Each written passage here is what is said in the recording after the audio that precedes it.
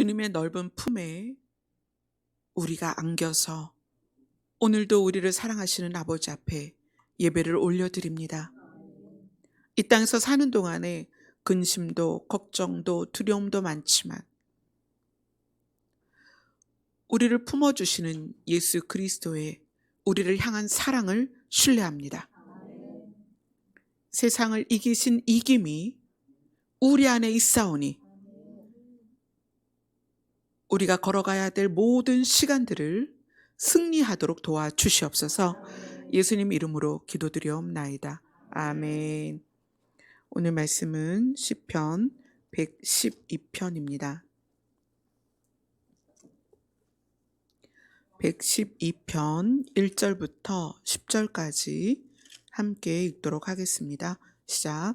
할렐루야. 여호와를 경외하며 그의 계명을 크게 즐거워하는 자는 복이 있도다. 그의 후손이 땅에서 강성하며 정직한 자들의 후손에게 복이 있으리로다. 부와 재물이 그의 집에 있으며 그의 공의가 영구히 서 있으리로다. 정직한 자들에게는 흑암 중에 빛이 일어나나니 그는 자비롭고 긍휼이 많으며 의로운 이로다. 구워주는 자는 잘 되나니 그 일을 정의로 행하리로다. 그는 영원히 흔들리지 아니함이며 의인은 영원히 기억되리로다. 그는 흉한 소문을 두려워하지 아니하며 여호와를 의뢰하고 그의 마음을 굳게 정하였도다. 그의 마음이 견고하여 두려워하지 아니할 것이라. 그의 대적들이 받는 보응을 마침내 보리로다.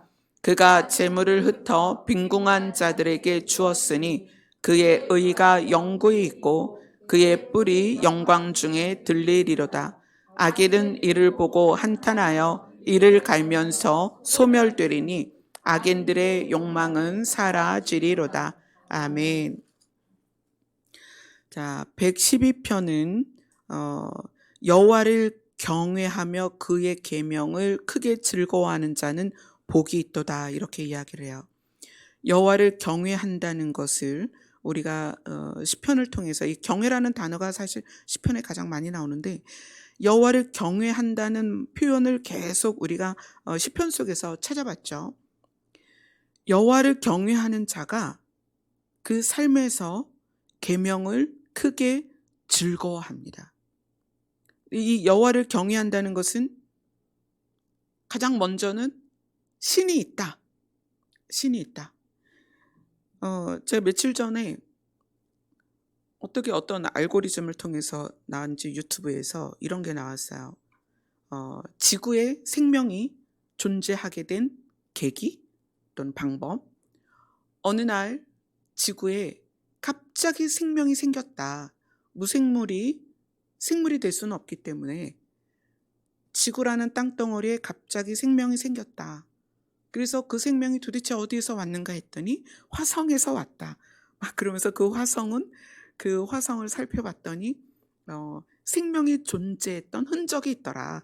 그러면서 그 화성에 뭐 건축물도 있고 인류가 살았던 어떤 표현들이 있는데, 그 화성이 점차 생명이 살 수 없는 때가 돼서 그 긴 거리를 생명의 조각들이 지구에 몰려와서 지구에 생명이 생겼다. 막 이러면서 이제 생명의 기원을 막 이제 이야기를 하는 거예요. 그래서 제가 그거를 보면서 하나님께서 웃으시더라. 그 말씀이 생각이 나는 거예요. 그래서 제가 막 웃으면서 생명의 기원을 모르니까 이 과학자들이 이렇게라도 설명을 하고 싶구나. 그나마 진화론은 과학자들 사이에서도 말도 안 된다는 걸 알기 때문에 분명히 생명이 어디서 오긴 와야 되는데 그 생명은 화성에서 왔다는 거예요. 그러면서 화성을 막 거기에서 떨어진 화성의 운석에 생명의 흔적이 있다 막 그러면서 이야기를 하는데, 저도 주님과 함께 같이 웃었습니다. 네? 신이 계시다라는 것을 알게 되면 우리가 갖는 모든 지식의 출발을 신에서부터 출발하게 돼요. 생명의 시작 하나님으로부터. 이 지구상에 돌아가는 삼라만상의 모든 움직임이 누구로부터? 하나님으로부터. 모든 규칙이 하나님으로부터 시작돼서 하나님의 의에서 진행되다가 하나님의 의에서 결론이 나고 그 결론 다음에 또 다른 스타트, 새로운 시작이 누구로부터? 하나님으로부터. 그래서 신이 인정이 되면 내 삶의 방식과 또는 어떤 지식의 근거를 하나님께 두기 때문에 하나님을 인식할 수밖에 없는 거예요. 하나님을 인식하고 의식하고. 그래서 그것을 성경이 그렇게 표현하는 거예요. 경외한다. 이걸 영어 성경은 이제 두려워한다 이렇게 표현하는데 그 두려움이 감정적인 두려움이 아니고 의식한다는 거예요. 하나님을 의식하는 자는 자연스럽게 어떤 삶을 사냐면 하나님이 주신 계명과 명령을 즐거워한다는 거예요. 신이 정했으니까. 신이 이렇게 해야 돼라고 성경이 말하고 있는데 신을 인정하고 나니까 신이 계시니까 사람이 만든 규칙이나 습관이나 또는 정서를 뛰어넘어서 신이 정한 것이 우선이 되는 거예요. 그래서 신이 정한 계명과 명령을 기쁘게 지킬 수밖에 없는 거죠. 그런데 그것에 대하여 하나님이 그래 내가 정한 거니까 너희가 그걸 지키는 게 당연해 라고 하는 게 아니라 그러한 자들을 하나님이 기뻐하셔서 어떻게 하신다? 복이 있도다. 하나님의 계명을 즐거워하고 하나님이 주신 명령을 기쁘게 지키는 자들을 하나님이 어떻게 하신다? 복을 주신다. 자, 그래서 어떤 복을 주시느냐? 2절에 보면 2절을 같이 읽겠습니다. 시작. 그의 후손이 땅에서 강성함이며 정직한 자들의 후손에게 복이 있으리로다. 네, 여기 우리 성경은 그의 후손이 땅에서 강성하며 이렇게 표현이 됐는데 이제 다른 성경에서는 그의 씨가 땅에서 강력하다 이렇게 표현을 해요. 씨가 강력하다는 것은 씨가 발화하는 환경이 이제 좋은 환경이 있어요. 땅이 기름지고 그 다음에 부드럽게 잘 땅을 일군다 그러죠. 잘 일궈져 있고 적절한 햇빛이 있고 바람이 잘 통하고 그러면 땅에서 그 씨가 발화가 돼요. 그런데 땅이 그런 땅만 있는 게 아니잖아요. 척박하고 단단하고 돌이 있고 비가 안 오고 메마르고 양분이 없는 그런 땅이 있을 수 있다는 거예요. 그런데 여호와를 경외하며 그의 계명을 크게 즐거워하는 자의 후손들은 그들의 자녀들은 그의 씨는 땅에서 강력하다. 그래서 그 땅이 어떤 성질이든 간에 거기에서 어떻게 한다? 생명을 튀어낸다. 싹을 튀어낸다. 어떤 환경에서든 살아낸다는 거예요.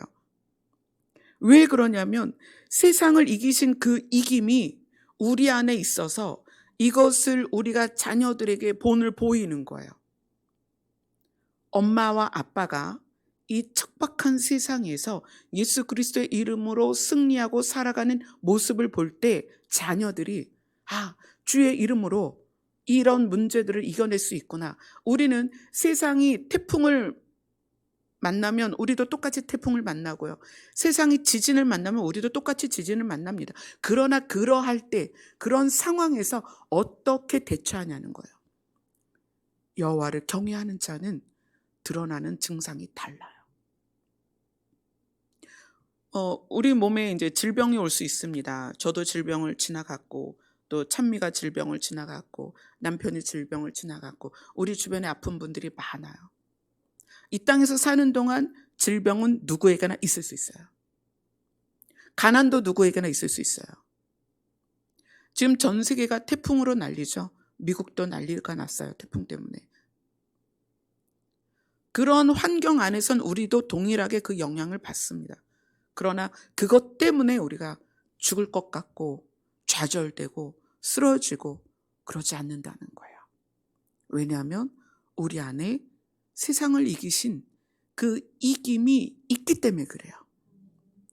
주님께서 우리에게 약속하신 것이 있기 때문에 그 약속을 바라보며 그 소망을 바라보며 이 땅에서 무슨 일이 있어도 우리는 일어나거든요. 그래서 그러한 모습을 살아내는 모습을 보는 자녀들이 어떻다? 강력하다. 그래서 우리는 우리 성경에서는 강성하다 이렇게 표현을 했는데 이것을 풀이하면 강력한 그 강력한 힘으로 살아낸다. 강성하다. 강력한 힘으로 살아낸다는 거예요.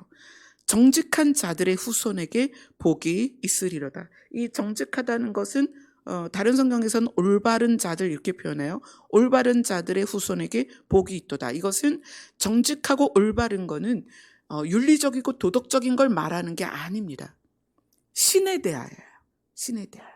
신이 계신 것을 알고 신을 인정하고 신을 인식하는 자들은 복이 있으리로다. 왜냐하면 복의 근원이 누구기 때문에? 신이기 때문에.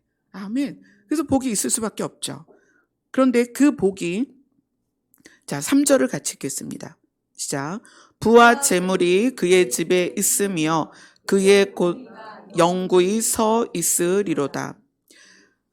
부와 재물이 그의 집에 있으며, 자, 이 부분에 대해서는 하나님께서 1차원적인 이 땅에서의 부와 또 고차원적인 부를 하나님은 함께 우리에게 이야기를 해주십니다. 우리가 잠깐 마태복음 6장 6절을 볼게요.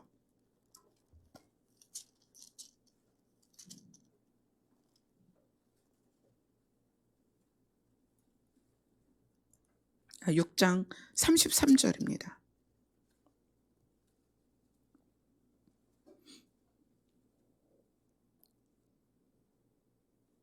6장 33절입니다. 같이 읽겠습니다. 시작. 그런즉 너희는 먼저 그의 나라와 그의 의를 구하라. 그리하면 이 모든 것을 너희에게 더하시리라. 아멘. 예수님이 하신 말씀인데 하나님의 나라와 하나님의 뜻을 너희가 깨닫고 그것을 추구하며 하나님의 나라와 하나님의 뜻, 하나님의 나라는 우리가 가야 할 곳이고 하나님의 뜻은 우리가 한 명도 잃어버린 바 되지 아니하고 그 나라에 가는 거예요. 그래서 하나님의 나라와 하나님의 뜻을 너희가 깨닫고 그것을 추구하는 삶을 살면 이 모든 것을 너희에게 더하실 것이다. 에서 나오는 이 모든 것이란 이 마태복음 6장에서 그 사람들이 6장 19절부터 보면은 보물에 대한 이야기가 나와요. 너희들이 보물을 땅에 두지 말고 하늘에 쌓아라 쭉 이야기하면서 너희들이 목숨을 위하여 무엇을 먹을까 무엇을 마실까 몸을 위하여 무엇을 입을까 염려하는데 염려하지 마라. 그 얘기를 쭉 하십니다. 하나님이 공중의 새도 그리고 그 새를 봐라. 심지도 거두지도 않는데 누가 키우지도 않는데 하나님께서 기르시고 계시지 않니? 하나님이 너희를 새보다도 귀한 너희를 그대로 두시겠니? 하나님께서 너희를 다 기르실 거야. 너무 걱정하지 마. 너희에게 진짜 중요한 건 뭐다? 하나님의 나라와 하나님의 뜻이다. 너희가 그걸 추구하면 이 땅에서의 삶은 하나님이 책임지실 것이다. 아멘.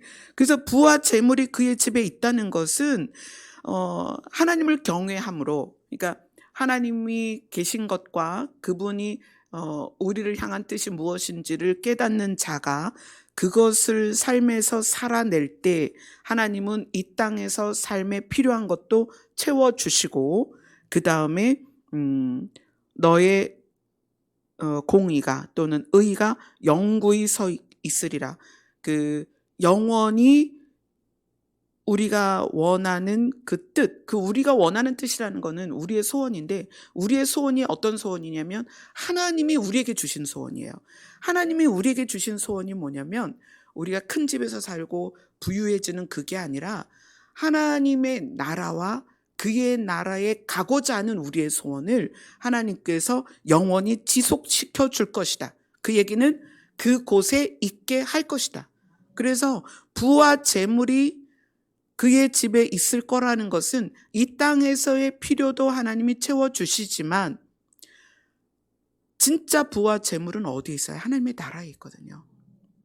여러분, 금한돈이 요즘 얼마인지 아세요? 요즘 제가 금을 사본 일이 없어서 모르겠는데 많이 올랐겠죠? 찬미가 돌 때 금한돈이 5만 원이었어요. 예. 그때는 이제 제 친구들도 다 막 애기 낳고 막 이러면 그 시기가 비슷하잖아요. 주고받고 돌반지 갔다 왔다 막 그럴 때 그때 금한돈이 5만 원이었는데 지금은 제가 잘 모르겠어요. 근데 하나님의 나라는요, 황금이 깔렸어요. 그 황금으로 바닥을 만들었어요.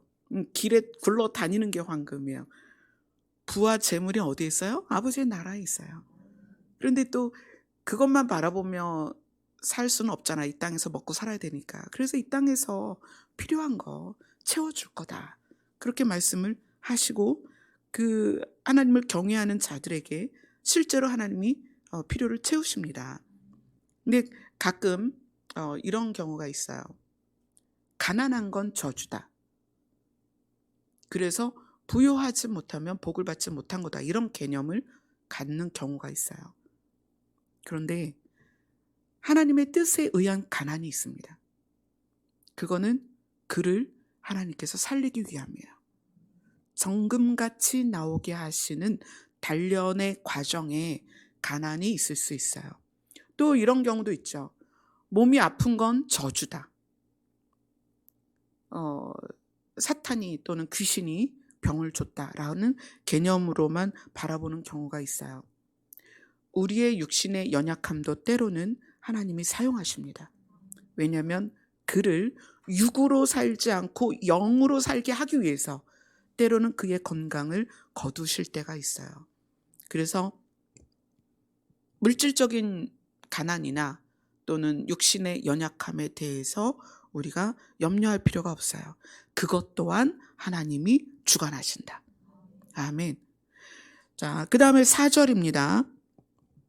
여호와를 경외하는 자가 받는 복이에요. 4절을 같이 읽겠습니다. 시작. 정직한 자들에게는 흑암 중에 빛이 일어나나니 그는 자비롭고 긍휼이 많으며 의로운 이로다. 아멘. 자, 이 정직한 자가 누구다? 올바른 자들이다. 정직한 자, 올바른 자가 누구다? 하나님이 계신 것을 인정하는 자다. 하나님이 우리를 사랑한다는 것을 인정하는 자다. 그래서 하나님이 세우신 규칙들을 너무나 기쁘게 행하는 자들이다.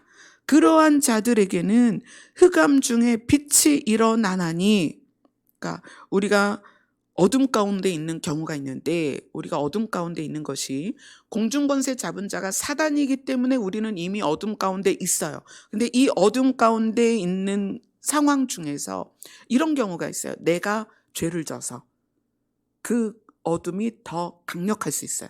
또 내 마음과 생각의 문제, 그것 때문에 내 어둠이 더 깊을 수 있어요. 근데 그때 하나님께서 어떻게 하신다? 빛을 보내셔서 그를 그 빛으로 인도하시고 살려내신다는 거예요. 왜냐하면 하나님은 자비롭고 긍휼이 많으며 의로운 이로다. 하나님은 은혜롭고 동정심이 많다. 아멘. 자, 시편 97편을 보겠습니다.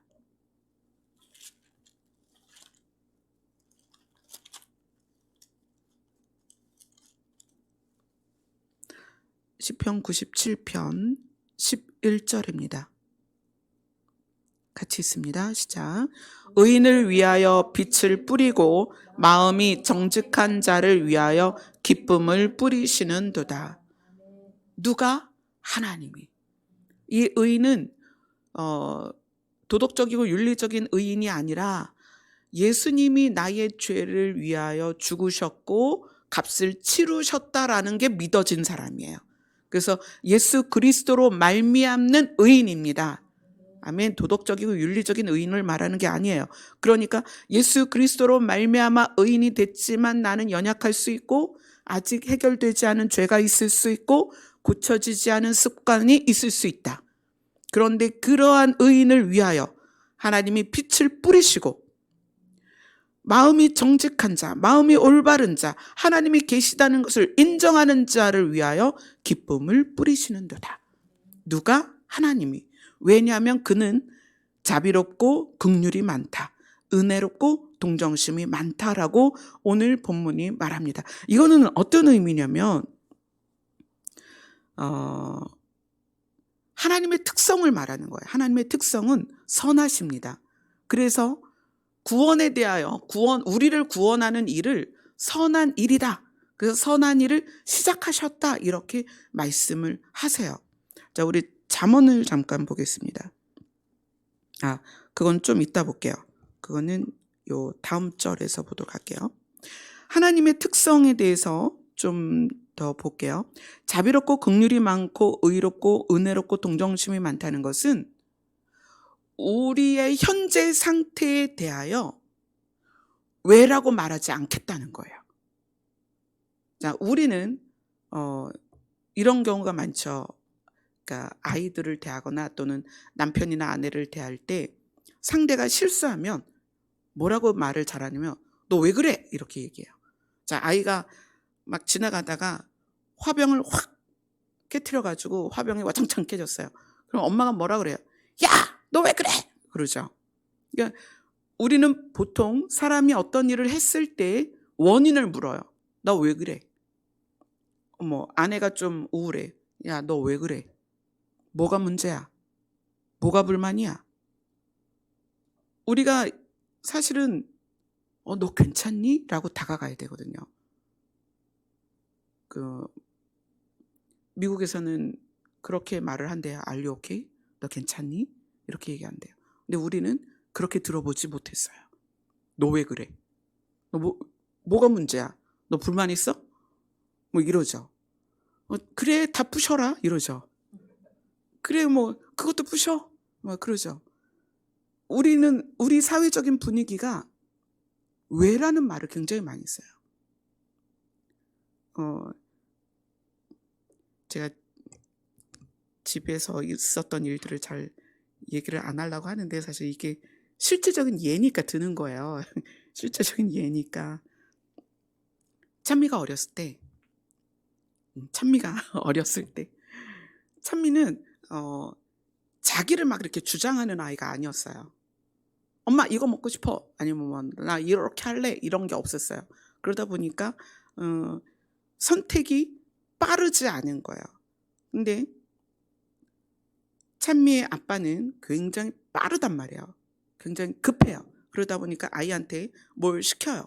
근데 그것을 아이가 빨리 해결하지 못했을 때 아빠가 아이한테 이렇게 얘기해요. 너 왜 그래? 너 아빠 무시하는 거야? 너 왜 그거 안 해? 이렇게 얘기를 하는 거예요. 그러면 아이는 그걸 안 하려고 했던 것도 아니고 아빠를 무시하려는 것도 아니고 그냥 빨리 안 했을 뿐인데 그것에 의해서 아이가 실제로 그런 이제 생각을 했을지는 모르겠지만 익숙해져요. 뭐에 익숙해지냐면 내가 누구냐에 확신이 없어요. 너 왜 그래? 이거를 많이 듣고 비난을 받으면 내가 선택하고 하는 행동에 자신이 없어요. 마치 내가 뭘 잘못하고 늘 그리고 내가 하는 것에 의해서 상대를 기분 나쁘게 하는 사람인 것처럼 느껴진다는 거예요. 자존감이 떨어지고 자신감이 없단 말이에요. 그래서 제가 남편에게 부탁을 했어요. 아이가 어떤 일을 빨리 못했을 때 너 왜 그래? 라는 그 왜는 이유를 묻는 건데 아이는 의도가 없다. 아빠 말을 무시하려는 의도도 없고 또 이것을 아빠 말을 거역하자는 어떤 의도도 없는데 왜라는 단어가 의도를 만들어버리는 거예요. 너 왜 그래? 그러니까 애는 거기에 또 주눅이 드는 거죠. 내가 아빠 말을 안 들으려고 한 것도 아니고 거역하려는 것도 아니었는데 왜라는 말 때문에 이미 이 아이는 자책이 되는 거죠. 작아지고. 우리는 사회 분위기가 그렇습니다. 어떤 사람에게 문제가 있을 때 힘들었겠구나. 괜찮니? 많이 마음이 아팠겠다. 그게 죄라 할지라도 실수라 할지라도 우리는 그런 접근이어야 되는 거예요. 만약에 독사가 와서 찬미의 발목을 꽉 물었어. 그럼 어떻게 해야 돼요? 빨리 가서 치료를 해야죠. 근데 거기 앉아서 분석을 하는 거야. 왜 뱀에 물렸는가? 수풀에 들어가면 안 되는데 들어갔다. 첫째. 둘째. 몇 미리 두께의 장화를 신어야 되는데 장화를 얇은 건 신었다. 이렇게 분석을 하면 안 되는 거죠. 어떻게 해요? 빨리 치료를 해야죠. 하나님이 우리를 대하는 모습은 그렇다는 거예요. 네가 아프구나. 이리 와, 내가 안아줄게. 예수님은 넓은 품으로 그렇게 우리를 대하신다는 거예요. 오늘 시편 112편이 그러잖아요. 그는 자비롭고 긍휼이 많으며 의롭다. 은혜롭고 동정심이 많다. 네가 왜 지금 흑암 중에 있느냐? 이걸 따지지 않는다는 거예요. 흑암 중에 있으면서도 그들이 여호와를 바라고 여호와를 부르고 여호와 앞에 나갈 때 하나님은 우리를 넓은 품으로 받아주신다는 거예요. 네가 아프구나. 네가 슬프구나. 네가 힘들었구나. 네가 죄 가운데 있구나. 네가 못 꾸는 어떤 버릇이 있구나. 괜찮아. 이리 와. 내가 도와줄게. 이것이 하나님의 마음이라는 거예요. 이것을 알고 여호와를 바라보면 여호와께서 우리에게 하시는 말씀이 다 기쁘고 즐겁게 받아들여진다는 거예요. 죄에 대하여 하나님이 왜 계속 경고를 하실까요? 우리를 잃어버릴까 봐. 우리를 미워해서가 아니고 우리를 잃어버릴까 봐. 자, 넘어가면 5절이죠. 5절을 같이 읽겠습니다. 시작. 은혜를 베풀며 꾸어주는 자는 잘 되나니 그 일을 정의로 행하리로다. 자, 은혜를 베풀며 꾸어주는 자는 이 112편을 두 문단으로 나누었을 때 첫 번째 문단은 여호와를 경외하며 계명을 크게 즐거워하는 자는 복이 있도다. 이렇게 해서 주제가 되고 그런 자에게 어떤 복이 있냐면 그의 후손이 땅에서 강성하며 부와 재물이 그의 집에 있으며 흑암 중에 빛이 일어난다. 그래서 하나님께서 도우신다. 이게 1단락이라면 두 번째 단락은 은혜를 베풀며 꾸어주는 자는 잘되나니 복이 있나니. 그러면 이 은혜를 베풀며 꾸어주는 자가 누구냐면 여호와를 경외하여 계명을 크게 즐거워하고 그 명령을 지키는 자의 모습. 그 모습이 뭐다? 은혜를 베풀며 꾸어주는 자다. 아멘. 왜 은혜를 베풀며 꾸어주는 자가 되느냐? 자, 잠언으로 갑니다. 잠언 14장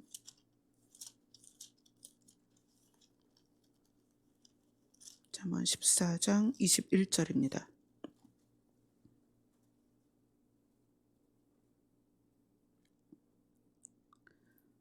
(14장 21절) 같이 읽습니다. 시작. 이웃을 업신 여기는 자는 죄를 범하는 자요 빈곤한 자를 불쌍히 여기는 자는 복이 있는 자라. 아멘. 잠언 14장 31절입니다. 같이 읽습니다. 시작. 가난한 사람을 학대하는 자는 그를 지으신 이를 멸시하는 자요 궁핍한 자를 불쌍히 여기는 자는 주를 공경하는 자니라. 아멘. 그 다음에 잠언 22장으로 갑니다.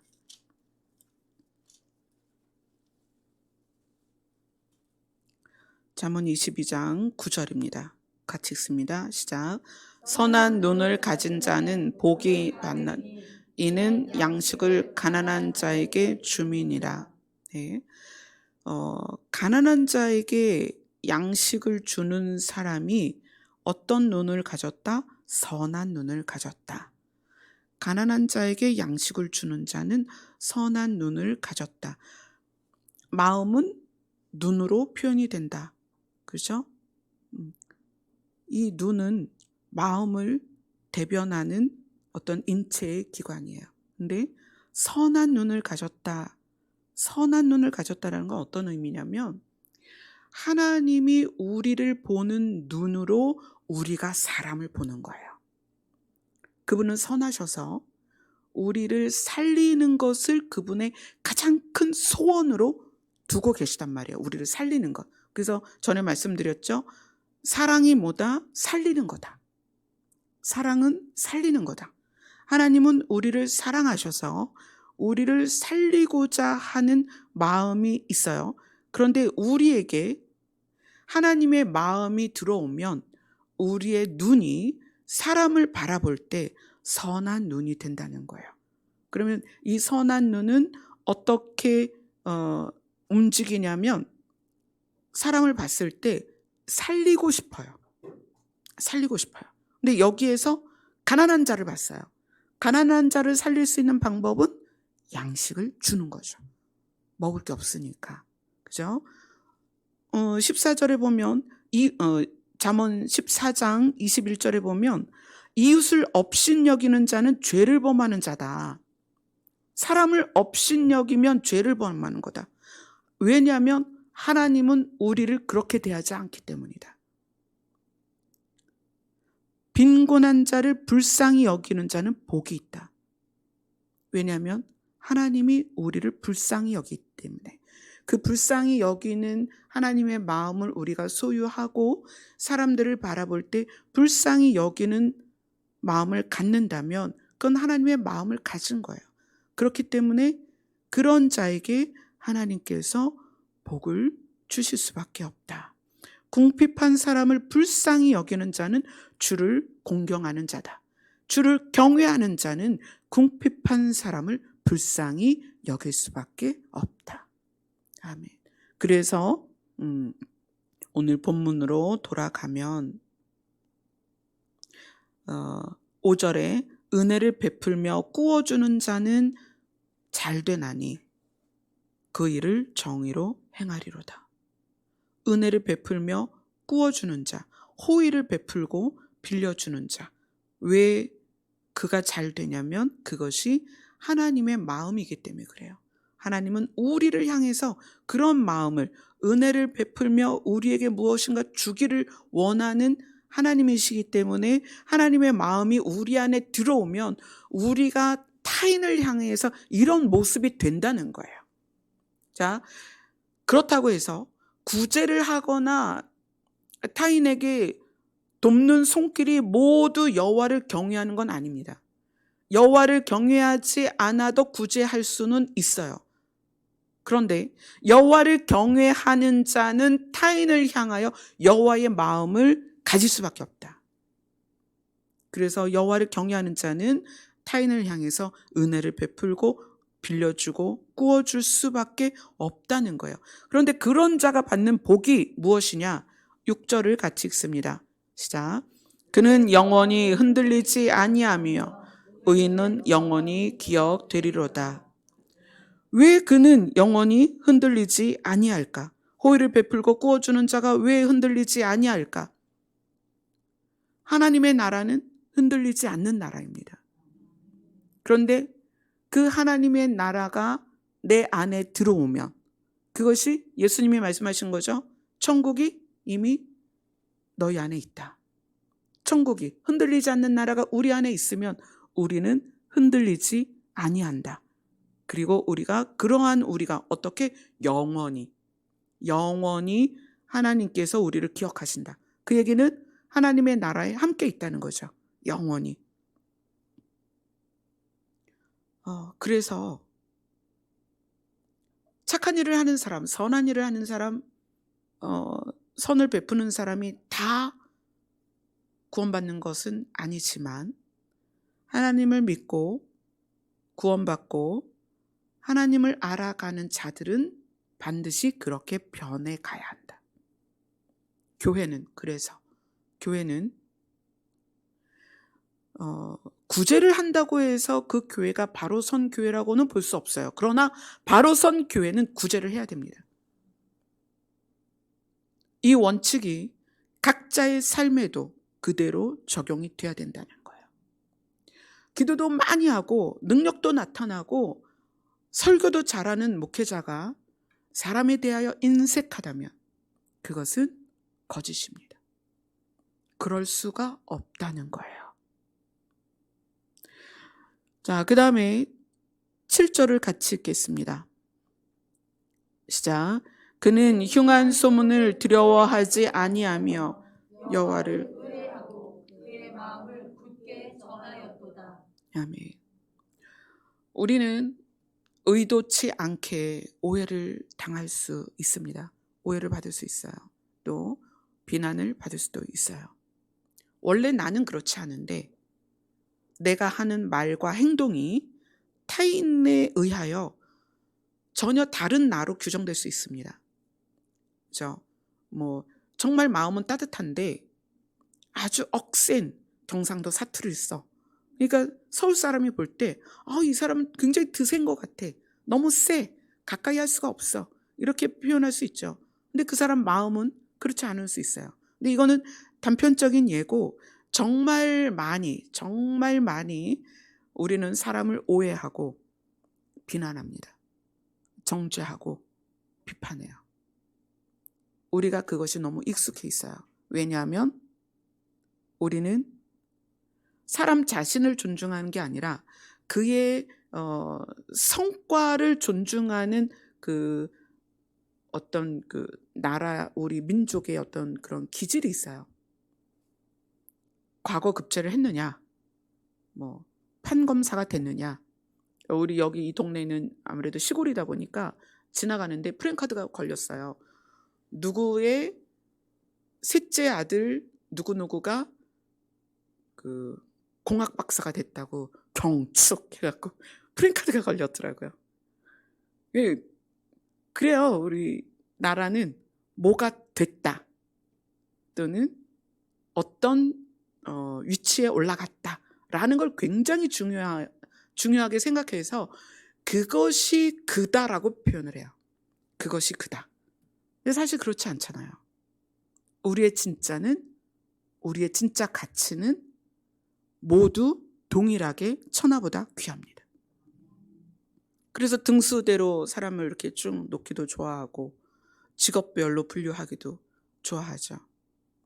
그러다 보니까 우리는 보여지는 거에 의해서 무시당하거나 보여지는 거에 의해서 비난을 받거나 보여지는 거에 의해서 업신여김을 받을 수도 있다는 거예요. 그러나 하나님을 경외함으로써 하나님이 계신 것과 그분의 나라가 나의 안에 있어서 내가 흔들리지 아니할 때에는 누가 나를 어떻게 평가하는 거에 두려워하지 않습니다. 저는 목회를 하다 보니까 정말 많은 분들을 만나요. 근데 그 많은 분들이 다 저를 좋아하는 게 아닙니다. 제가 이것을 중학교 때 깨달았어요. 그 중학교 때 이제 저 자신이 나는 누구이고 나는 무엇이며 나는 왜 살고 막 이럴 때예요. 막 옥상에 올라가서 수많은 사람이 지나가는 걸 보면서 왜 저 사람은 저 사람이고 나는 날까 막 이러면서 옥상에서 그렇게 많은 시간을 보낼 때 그때 나의 존재에 대한 그 가치를 누가 나를 얼만큼 좋아해 주냐에 그 마음을 굉장히 많이 쓸 때였죠. 그러니까 외모도 굉장히 중요하고 내가 맡은 어떤 일에 대해서 잘해야 되고 사람들이 볼 때 착하다고 말을 하는 상황으로 내가 나를 자꾸 끌어가는 때였어요. 그 존재에 대한 나의 존재에 대한 가치를 생각하다가 제가 만든 법칙이 있어요. 피장파장이다. 그게 뭐냐면 피장파장 법칙이 뭐냐면 그때 생각할 때 저도 싫은 사람이 있고 좋은 사람이 있었는데 싫다고 해서 그 사람이 나를 때려서 싫은 것도 아니고 그냥 싫은 거죠. 좋다고 해서 그 사람이 나한테 아이스크림을 사주고 햄버거를 사줘서 좋은 것도 아니에요. 그냥 좋은 거죠. 그래서 나라는 사람도 누군가는 그냥 싫을 수도 있고 그냥 좋아할 수도 있겠구나. 그래서 그때 만든 게 중학교 때 제가 그 피장파장 법칙이라는 걸 만들었어요. 그래서 나도 누군가를 좋아하거나 싫어할 수 있는 것처럼 누군가 나를 좋아할 수도 있고 싫어할 수도 있다. 내 가치가 어떠함이 아니라 그냥 그들의 몫이다. 그렇게 생각했어요. 저 사람이 나를 싫어한다는 게 내가 나빠서나 내 가치가 없어서가 아니라 그냥 저 사람이 그렇게 나를 보는 거고, 저 사람이 나를 좋아한다면 내가 가치가 막 뛰어나서가 아니라 그냥 저 사람의 기호, 어떤 그 성격이나 어떤 생각에 내가 또 잘 맞는 거죠. 그래서 이제 좀 어느 정도는 대인관계에 의한 어려움에서 조금 벗어났어요. 그래서 사람에게 잘 보여야 된다라는 것이나 내가 그에게 어떻게 보여줄까라는 것에 대해서 조금은 이제 뭐 완전히 벗어난 건 아니죠. 계속 저는 그런 삶을 살았으니까. 왜냐하면 부모님이 목회자라는 것은 굉장히 힘든 거예요. 더군다나 교회 안에서 살았기 때문에 아빠가 개척한 교회 안에 아빠가 베냐판으로 방을 만들고 여기는 방, 뭐 여기는 교회 이럴 때 그 방에서 살았단 말이에요. 그러니까 교회 오는 모든 분들이 교회 그 장의자죠. 옛날에는 장의자에 1초 앉고 다 방으로 들어와요. 방으로 들어오면 1시간에서 10시간씩 있는 거예요. 그러면 저는 그 방에서 모든 성도와 함께 지내는 거예요. 그러면 그때마다 뭐 너는 왜 오늘 머리가 그러냐, 뭐 옷을 뭐 어떻게 너 얼굴이 오늘은 별로다, 뭐 이런 얘기 계속 듣잖아요. 그러니까 그것에 의한 나를 자꾸 생각하다 보니까 너무 괴로운 거예요. 근데 우리가 이제 특히 우리나라 사람들이 그게 있어요. 단일성, 한민족, 그 다음에 백이민족. 모두 흰 옷만 입어야 돼. 근데 누군가 하나가 검은 옷 입었어. 눈에 딱 띄죠. 눈에 띄는 거 되게 싫어해요. 똑같이 입고 똑같이 행동하고 또 유행이 나팔바지 유행하면 전부 길을 쓸고 다니죠. 그게 우리나라의 특징이에요. 그러다 보니까 개성이 사라지고 내 말을 못하고, 근데 내 말을 못하는 것이 병이 될 수도 있고, 그래서 등재가 됐잖아요. 화병이라는 게 한국에만 있는 유일한 병이죠. 우리는 소문을 두려워합니다. 누가 나를 어떻게 보는가, 그거에 굉장히 민감하고 두려워해요. 그런데 여호와를 경외하는 자는 소문을 두려워하지 않는다. 마음을 정한 거예요. 하나님께. 하나님이 계셔.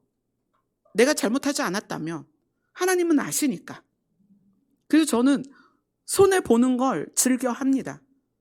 누가 나에게 일부러 손해를 끼칠 때 그 상황에서 막 싸우고 멱살 잡고 그러는 게 아니라, 당신이 그렇게 원한다면 나에게 손해를 끼치십시오. 왜?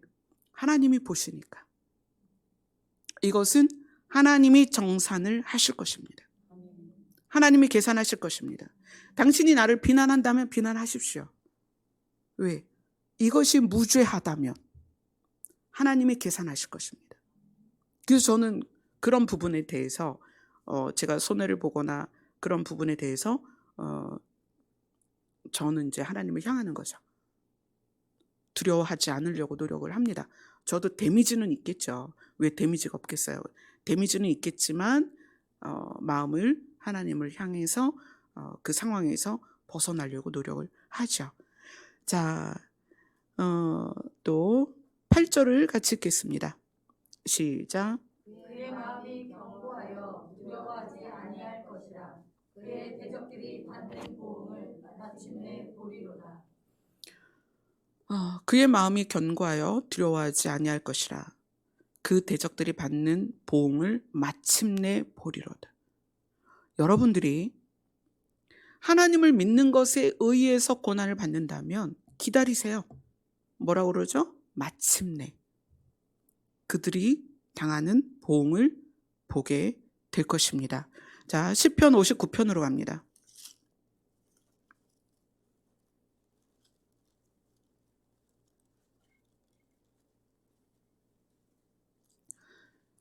시편 59편 10절입니다. 같이 읽습니다. 시작. 나의 하나님이 그의 인자하심으로 나를 영접하시며 하나님의 나의 원수가 보응받는 것을 내가 보게 하시리이다. 아멘. 54편으로 갑니다.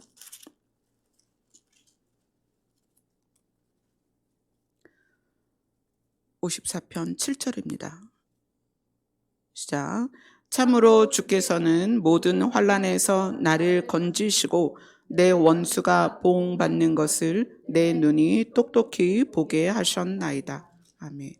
근데 여기에서의 원수를 여러분들이 오해를 안 하셔야 돼요. 여기에서의 원수를 여러분이 내가 싫은 사람, 나를 또 힘들게 하는 사람, 이렇게 표현을 하면 안 돼요. 여기에서의 원수는 누구냐면 10절에 있는 악인입니다.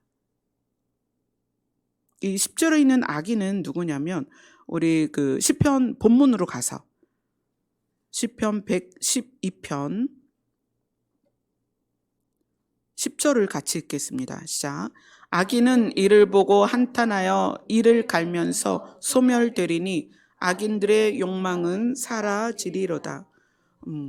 원수, 우리의 대적이 보응받는 것을 마침내 보게 될 건데, 이것이 뭐 남편, 여러분이 저 왼수 그러잖아요. 뭐 남편이나 자녀나 부모나 이런 게 아니고, 여기에서의 원수들 또는 대적들은 누구냐면 악인인데, 이 10절에 나오는 악인은 다른 성경에서 사악한 자 이렇게 표현이 돼요. 근데 이 사악한 자가 어떤 뜻이냐면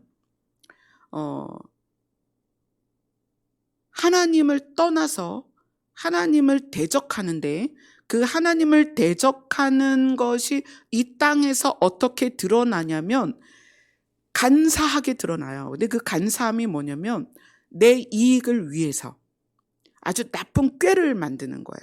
그래서 내 이익을 위해서 요즘 보이스피싱 많잖아요. 꾀를 내는 거야. 어떻게 하면 돈을 좀 많이 벌을까. 그래서 꾀를 내서 보이스피싱에서 순진한 사람들은 돈을 다 빼앗아 가고, 그러니까 하나님과 분리되어서 자기의 이익을 위해 간사한 꾀를 가지고 이를 도모하는 자들. 그러면서 또 어떤 게 있냐면 원칙이 없어요. 그러니까 그 도덕적인 원칙이 없기 때문에 자기의 이익을 위해서 상황마다 변하는 사람들이 있어요. 자기 이익을 위해서. 늘 상태가 변하죠. 이 사람한테는 이렇게 하고 저 사람한테는 저렇게 하고 이때는 이렇게 말하고 저 때는 저렇게 말하고, 뭐 때문에? 이유가 자기 이익 때문에. 그런 사람이 간사하고 악한 사람인데, 이 간사하고 악한 사람을 악인이다 이렇게 표현하는 거예요. 자, 그러니까 은혜를 베풀며 꾸어주는 자와 악인이 전혀 다르죠. 은혜를 베풀며 꾸어주는 자는 하나님을 경외하고 마음을 정하여 하나님의 마음이 내 안에 들어와서 그렇게 사는 거예요. 그러다 보니까 은혜를 베풀고 꾸어주게 되는 거죠. 왜? 하나님이 그런 분이고 하나님이 나를 그렇게 대하시기 때문에 내가 하나님의 마음으로 타인을 대할 때는 은혜를 베풀고 꾸어주게 돼요. 그러나 하나님과 분리되어서 하나님의 마음을 갖지 않게 되면 어떻게 한다? 자기의 이익을 위해서 꾀를 내요. 나쁜 꾀를 냅니다. 사기치는 거예요. 살인을 하고 강도짓을 하는 거예요. 삶 가운데서 이간질을 해요. 뭐 때문에? 자기 이익 때문에. 이게 사악한 거예요. 그런 자들이 무엇을 보고 한탄하냐면, 자, 9절을 읽겠습니다. 112편 9절 같이 읽습니다. 시작. 그가 재물을 흩어 빈궁한 자들에게 주었으니 그의 의가 영구히 있고 그의 뿔이 영광 중에 들리리로다. 그의 재물을 흩어 빈궁한 자들에게 주었다. 은혜를 베풀며 꾸어주는 자, 이 자는 누구다? 여호와를 경외하기 때문에 하나님의 마음이 내 안에 들어와서 하나님의 마음으로 사는 자들이에요.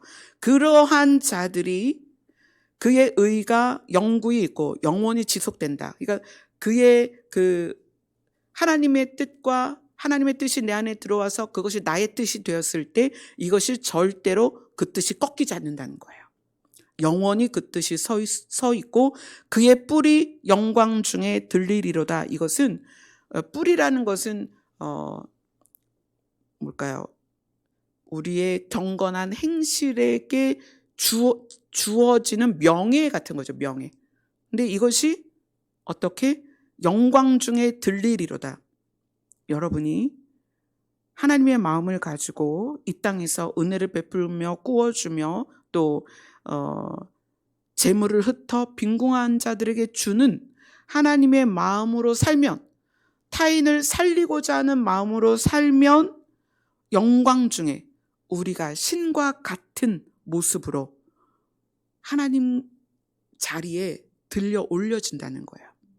아담은 선악과를 먹음으로써 하나님처럼 되려고 했어요. 그죠? 선악과를 먹음으로써 하나님처럼 되려고 해서 어떻게 됐어요? 사망에 이르렀지만 하나님의 마음으로 사는 자는 하나님께서 영광 중에 우리를 들어 올리십니다. 영광이 뭐다? 하나님이 신이신 것을 드러내는 것이다. 그럼 영광 중에 우리를 들어 올린다는 것은 우리가 신의 그 자격으로서 들려 올려지는 거예요. 너희를 신이라 하지 않았느냐? 왜? 우리 안에 세상을 이기신 예수 그리스도가 계시기 때문에. 우리는 신적인 존재다. 아멘. 그래서 오늘 읽은 이 시편 112편은 우리들의 본질에 대한 문제예요. 우리들의 본질이 여호와를 통하여 여호와를 경외함으로 그분을 따름으로 우리의 본질이 바뀌면 우리의 본질이 바뀐 것에 의해서 삶이 바뀐다는 거예요. 삶의 형태가 바뀐다는 거예요. 그리고 그 삶의 형태가 바뀐 것을 하나님이 반드시 보상하신다는 거예요. 땅에서도 보상하시고 하늘에서도 보상하신다. 그러나 사실 우리에게 중요한 것은 영원한 보상이죠. 아멘. 하나님은 절대로 우리가 흘린 땀과 눈물을 가볍게 여기지 아니하십니다. 그리고 하나님은 우리의 연약함을 왜라고 물어보지 않으십니다. 하나님은 어떤 분이시다? 오늘 말씀에 자비롭고 긍휼이 많으며 의로운 분이다. 은혜롭고 동정심이 많은 분이다. 그래서 우리가 여호와를 경외하지만 우리가 연약할 때마다 하나님께 나아가고 여호와를 경외하며 계명을 크게 즐거워하지만 그래도 때로는 우리가 넘어질 때 어떻게 한다? 아버지 앞에 나아가면 아버지는 왜라고 묻지 않으신다. 여러분, 예수님이 부활하시고 나서 베드로를 만나셨어요. 뭐라고 말씀하셨어요? 너 왜 나를 팔았니? 안 하셨어요. 그죠? 네가 나를 사랑하니? 라는 걸 물으셨어요. 베드로의 마음 안에 주를 향한 사랑을 끌어내 주셨다는 거예요. 네가 행동은 그렇게 했지만 사실 네 안에 나를 향한 사랑이 있지 않니? 그걸 얘기하신 거예요. 너 나 사랑하면서 어떻게 나를 팔 수 있어? 이게 우리의 반응이라면 예수님은 네가 비록 나를 팔았지만 너의 안에 나를 향한 사랑이 있잖아. 이게 하나님의 반응이라는 거예요. 하나님은 그런 분이십니다. 여러분 마음을 정하세요. 하나님은 나를 사랑하신다. 하나님은 끝까지 나를 지키신다. 하나님은 나를 반드시 영구히 의가 서도록 그 자리에 우리를 세우실 것이다. 아멘. 아멘. 우리 찬양합시다. 417장입니다.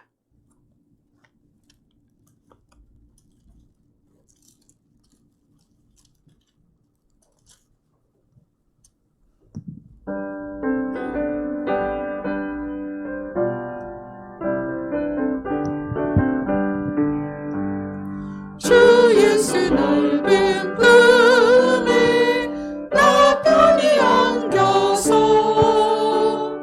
그 크신 사랑 안에 나 편히 쉬겠네. 영광의 들을 지나 저 푸른 바다 건너 천사의 노래소리 내 귀에 들리네.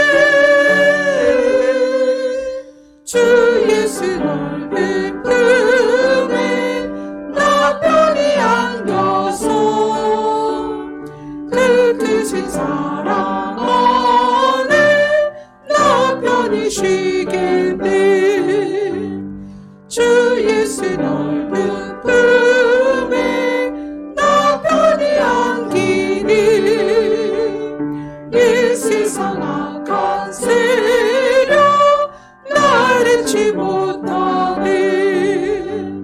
슬픔과 근심 걱정 이후에 없으리네. 시험이 닥쳐와도 나 염려 없겠네. 주 예수 넓은 품에 나 편히 안겨서 그 크신 사랑 안에 나 편히 쉬겠네.